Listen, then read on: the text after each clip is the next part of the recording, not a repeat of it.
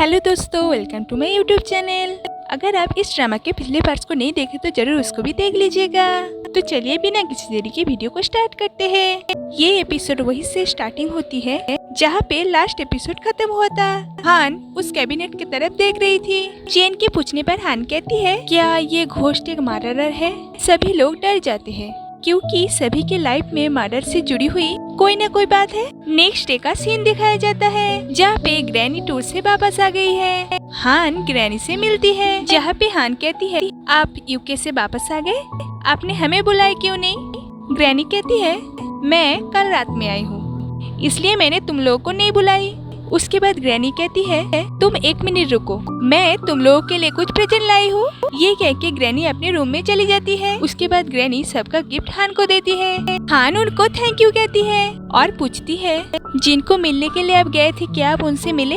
Granny ना कहती है। उसके बाद हान अपने रूम में चली जाती है। वहाँ पे चेन होती है तो वो चेन को उसका गिफ्ट देती है और खुद का गिफ्ट भी खोल के देखती है। दोनों को ग्रैनी ने टी का एक बॉक्स दिया है और उसके साथ एक छोटा सा मैसेज भी दिया है। और इधर जाओलिन एक मॉल में होती है। वो चेन को कॉल करती है। वो चेन को खाना खाने के लिए ले जाना चाहता है। चेन ना कहती है क्योंकि उसे उस दिन कुछ काम था। ये सुन के जाओलिन गुस्से में फोन कर देता है। चेन को बुरा लगता है। उसके बाद वो ग्रैनी की लाई हुई टी को पीती है और ग्रैनी की मैसेज पढ़ के थोड़ा सा अच्छा फील करती है। और इधर हेलेन हान से मिलता है। ग्रैनी ने हान को जो मैसेज दिया था उसमें था कि हान को साइलेंट रहना है, इसलिए हान हेलेन से कोई भी बात ना करके वहाँ से चली जाती है। और हेलेन को तो कुछ समझ में ही नहीं आता है। हान लिन से मिलने के लिए आई है और उसे वो ग्रैनी का गिफ्ट देती है। लिन ग्रैनी का मैसेज पढ़ती है जिसमें लिखा था, सबसे वीकेस्ट टी का भी एक फ्लेवर होता है। लिन ये पढ़ के खुश होती है और इधर हेलेन अपना काम कर रहा था।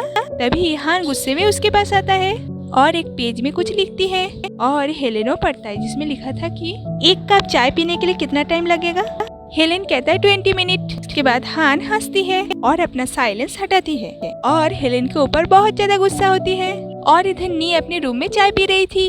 अभी उसे कुछ फ्लैशबैक आती है जहाँ पे पानी में एक लड़की डूब रही थी और नी उसे बचाने की कोशिश कर रही थी। नी ग्रैनी का दिया हुआ चाय पी रही थी। तभी वो ग्रैनी का मैसेज पढ़ती है जिसमें लिखा था, जिसने कड़वाहट को फील किया वो खुशी को भी बहुत अच्छे से जानता है। और इधर सेंग काम से वापस आती है। लीन उसे एनी का दिया हुआ गिफ्ट के बारे में कहती है। सेंग गिफ्ट देखती है। सेंग के लिए मैसेज था कि अपने दिमाग की चिंताओं को थोड़ी देर के लिए खाली करने के लिए चाय पिए। सेंग को ये पढ़ के अच्छा लगता है और वो लिन से अच्छे से बात करती है और एक एल्डर सिस्टर जैसे उसकी पढ़ाई के बारे में पूछती है। उसके बाद वो उस गिफ्ट को लेके अपने रूम में चली जाती है और उस गिफ्ट को एक बॉक्स में रख देती है। नेक्स्ट डे सेंग जब जॉब के लिए अपार्टमेंट से बाहर जाती है तभी उसे वो 2 आदमी मिल जाता है जो कि उसे रेस्टोरेंट में मिला था। एक लड़का कहता है, आज तो थर्सडे है, आज तो तुम्हारा जॉब का छुट्टी है, तो आज तुम कौन सा काम करने के लिए जा रही हो? फिर कहता है, वो तुम जरूर उस पार्ट टाइम टीचर के जॉब करने के लिए जा रही हो। तुम्हारी लाइफ कितनी सैड है, तुम्हारे पास तो कोई फाइनेंशियली सपोर्ट नहीं है, तुम चाहो तो हम तुम्हें लोन दे सकते हैं, वो भी कम इंटरेस्ट में।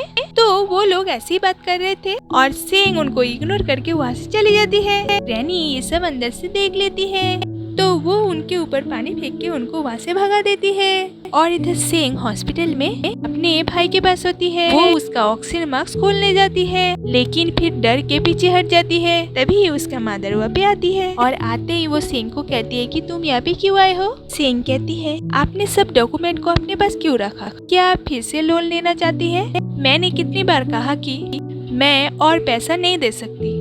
उसकी मदर कहती है, तुम हमेशा यहाँ पे आती हो, क्या तुम कभी अपने भाई को हेलो बोला?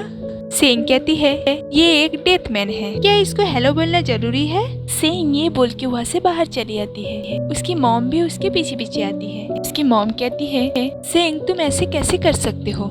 सेंग कहती है, आप ऐसा कैसे कर सकती हो? आपने घर बेच दिया और अभी आप लोन लेना चाहती है। आपको कोई अंदाजा है मैं इस सिचुएशन को हैंडल करने के लायक हुई या नहीं? उसके बाद पैसे के लिए वो लोग मुझे मारने के लिए आए तो? और एक दिन मैं उसके जैसे अंदर लेटी हुई रहूंगी जैसे आप उसको केयर करती है, क्या तब आप ऐसे मेरी भी केयर करेंगी? मॉम कुछ नहीं कहती थी और सेंग दुखी होके वहाँ से चली जाती है। और इधर अपार्टमेंट में लीन हर जगह यांग को देखती है, जहाँ पे यांग उसको कह रहा है कि वो उसे पसंद करता है और लीन ये सोच सोच के बहुत खुश होती है। उसके बाद लीन यही सोचते सोचते कॉलेज में जाती है। वहाँ पे भी उसे हर जगह यांग दिखाई देता है। लीन बहुत खुश होती है। उसके बाद वो अपने क्लासरूम में जाती है। वो देखती है कि यांग के साइड वाली सीट खाली है, तो वो वहाँ पे बैठने जाती है कि यांग उसे रोक देता है और कहता है कि ये किसी और का सीट है। लीन सोचती है कि एक लड़की आके उसके साइड वाले सीट में बैठेगी। फिर वो अपने इमेजिनेशन से बाहर आके पीछे जाके एक सीट में बैठ जाती है। टीचर क्लास लेना शुरू करती है। टीचर पढ़ाती है सुलझी हुई प्यार के लिए अपने आप से फ्लर्ट करे। ये सुन के लीन सोचती है कि क्लास में लीन और यांग एक साथ बैठी हुई है, दोनों का क्यूट वाली रोमांस चलती है। तभी यांग हंसने लगता है और पूरे क्लास को कहता है कि गेम ओवर हुआ। मैंने कहा था ना ये मेरी जाल में फंस जाएगी। इमेजिनेशन से बाहर लीन बिल्कुल हताश होके जा रही थी। यांग उसे रोकता है। यांग के बाकी लड़कियों के साथ बिहेवियर देख के वो और भी ज्यादा दुखी हो जाती है। उसके बाद वो फिर से यांग को सभी जगह देखती है। यांग उसे आई लाइक यू कहता है तो उसके ऊपर गुस्सा करती है और जोर से चिल्ला के कहती है कि तुम मुझे पसंद करते हो, प्यार सभी को करते हो। हान बाहर से ये सब देख के शॉक हो जाती है और लीन जब रियलाइज करती है कि वो क्या कर रही थी, वो भी एम्बैरेस हो जाती है। उसके बाद लीन कहती है मुझे चेन से कुछ पूछना है। हान कहती है मुझसे पूछो। लीन कहती है ये बात तुम नहीं समझोगे। अभी चेन बाहर आती है तो लीन चेन से पूछती है चेन तुम प्यार में कैसे पड़े? तुमने कब सोचा कि तुम इस रिलेशन को कंटिन्यू करोगी? हान ये सुन के उसके पास आके बैठती है। चेन कहती है तुम जानना क्या चाहते हो? लीन कहती है रिलेशन कंटिन्यू करने की बात तुम दोनों ने एक दूसरे से पूछा या ये बस नेचुरली हो गया? हान कहती है तुम्हें यांग से इस रिलेशन को कंटिन्यू करने की बात कहनी चाहिए, क्योंकि आजकल के जनरेशन सब कुछ हो जाने के बाद भी क्लेम करते हैं कि वो लोग फ्रेंड है। इसी तरह वो दोनों लीन को तरह तरह की एडवाइस देती है और एक्टिंग करके भी दिखाती है कि कैसे प्रपोज करना चाहिए। तभी लीन के फोन में कॉल आती है। लीन बाहर चली जाती है बात करने के लिए। वो उसका मदर का कॉल होती है। उसकी मॉम कहती है उसकी एक्सीडेंट हो गई है और वो अभी हॉस्पिटल में है। तो लीन कहती है मैं हाफ एन आवर में आपसे मिलने के लिए जा रही हूँ। लीन हॉस्पिटल में जाती है। वो देखती है कि उसकी मम्मी बस लेटी हुई है, उनको कुछ नहीं हुआ है। तभी वहाँ पे अंकल लू आता है। लीन देखती है कि अंकल के फोरहेड में थोड़ी सी खरोच आई है। लीन कहती है मॉम ने तो कहा था आप लोगों का ट्रक से एक्सीडेंट हुआ है। अंकल लू उसकी मम्मी को जगाती है। उसकी मम्मी कहती है तुम मुझे ऐसे मत देखो, ये एक बहुत बड़ा एक्सीडेंट है। अंकल कहता है नहीं ये बस एक खरोच है। उन दोनों में ऐसे ही बातें होती है और लीन उनको बात करते हुए देख के रूम से बाहर आती है। उसके बाद लीन और उसकी मम्मी हॉस्पिटल के बाहर में होती है। अंकल के चोट के लिए उनको हॉस्पिटल में उस दिन रुकना पड़ेगा। लीन की मॉम कहती है वो यहाँ पे आज अकेला कैसे रहेगा, और उसकी मम्मी अंकल के लिए बहुत ज्यादा चिंता कर रही थी। उसके बाद वो लोग टैक्सी लेते घर जाने के लिए। गाड़ी में उसकी मम्मी सो गई होती है और लीन को एक फ्लैशबैक आता है। बचपन में वो एक दिन घर आके देखती है कि उसके घर के बाहर बहुत लोग हैं। कुछ लोग उसको भला बुरा कह रही थी। लीन दौड़ के अंदर अपनी मम्मी के पास जाती है, जहाँ पे भी लोग उसकी मम्मी को भला बुरा कह रही थी। और इधर किंग और यांग शॉपिंग करने गए हैं। किंग कहता है क्या तुम लीन को पसंद करते हो? यांग पूछता है क्यों, तुम जेलस हो? किंग कहता है जो भी कहता हूँ स्ट्रेट कट कहता हूँ। यांग कहता है क्या तुम लीन को पसंद करते हो? किंग कहता है क्यों नहीं, वो कितनी गॉर्जियस है, वो उस ड्रेस में कितनी अच्छी लग रही थी। तो उन दोनों में ऐसी बातें होती है। उसके बाद किंग एक शूज पसंद करता है। वो शूज यांग को भी पसंद आता है, लेकिन वहाँ पे एक प्यार ही था। तो यांग ये सुन के किंग को खरीदने के लिए कह के वहाँ से चला जाता है और किंग कुछ सोचने लगता है। और इधर नी उसकी फास्ट बॉयफ्रेंड के पास मिलने आती है। उसकी बॉयफ्रेंड उसे 2-3 बार आवाज लगाता है। नी बहुत गहरी सोच में होती है, इसलिए वो कोई भी आंसर नहीं देती। कुछ टाइम बाद नी को होश आती है। उसकी बॉयफ्रेंड कहता है मैंने तुम्हें कितनी बार आवाज लगाया, तुम क्या सोच रहे थे? उसके बाद नी उसके बॉयफ्रेंड के कपड़े की तारीफ करती है। फिर नी कहती है तुम सडनली यहाँ पे कपड़े खरीदने क्यों आए हो? उसकी बॉयफ्रेंड कहता है मैं कुछ दिनों में अब्रॉड जाने वाला हूँ और मैं 1 साल तक वहीं पे स्टे करूँगा। अब तुम सोच के बोलो, तब तक तुम मेरे लिए वेट कर सकती हो या नहीं? उसके बाद वो दोनों बाहर में आते हैं। एक कपल को देख के नी उनको देखती रहती है।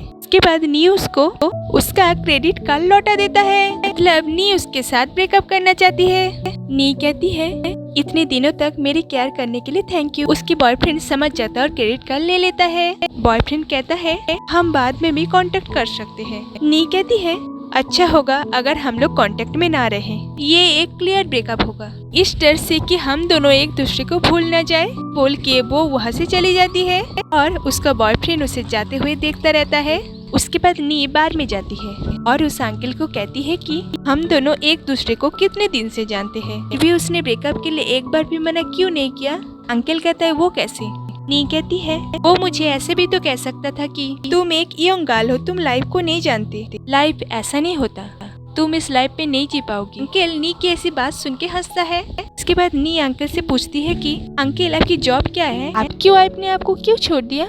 अंकल कहता है उसका किसी के साथ अफेयर था। उसके बाद अंकल नी को कहता है कि तुम ऐसे क्यों जी रहे हो। नी कहती है कि आपने प्रॉमिस किया था कि आप मुझे ऐसे क्वेश्चन नहीं पूछेंगे। अंकल कहता है मेरा ये मतलब नहीं था, मुझे बस जानना था कि क्या इसके पीछे कोई स्पेशल रीजन है। नी कहती है ये बहुत लॉन्ग स्टोरी है, जैसे आप एक रोड क्रॉस कर रहे हैं, आप जेब्रा क्रॉसिंग में हैं, आपको पता है कि ट्रैफिक लाइट ग्रीन होगी, लेकिन आप कितना भी तैयार हो आप किसी ड्रंक ड्राइवर की चपेट में आके मारे जाएंगे। फिर नी कहती है कि आप कुछ समझे। अंकल ना कहता है।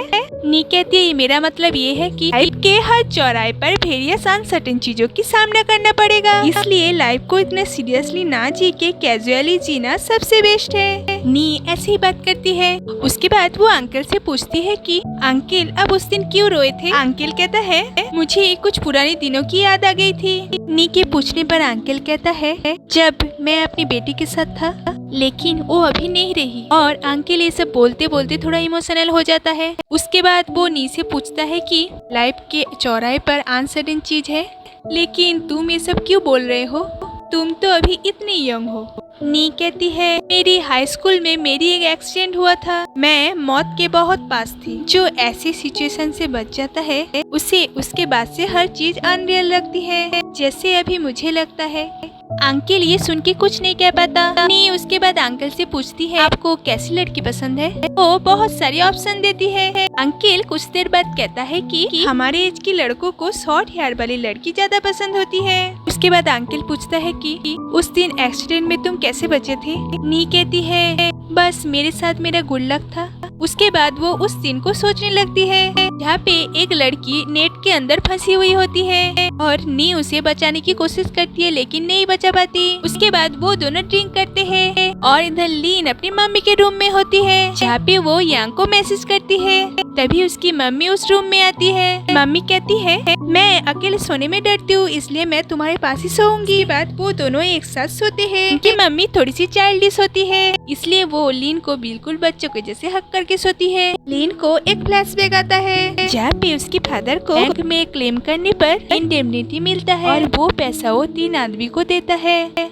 लीन ये सारी चीज छुप छुप के देख रही थी। उसके बाद उसके पापा का एक्सीडेंट होता है और फिर से वो एक फ्लैशबैक देखती है जिसमें उसके पापा एक ड्रिंक में कुछ मिला रहा था। लीन ये देख लेती है कि पापा के जाने के बाद वो उस बॉटल को चेंज कर देती है और प्रेजेंट में सुबह में लीन नींद से जागती है और यहीं पे इस एपिसोड का एंड होता है। तो दोस्तों अगर वीडियो थोड़ा सी भी अच्छा लगे तो लाइक और सब्सक्राइब जरूर कीजिएगा।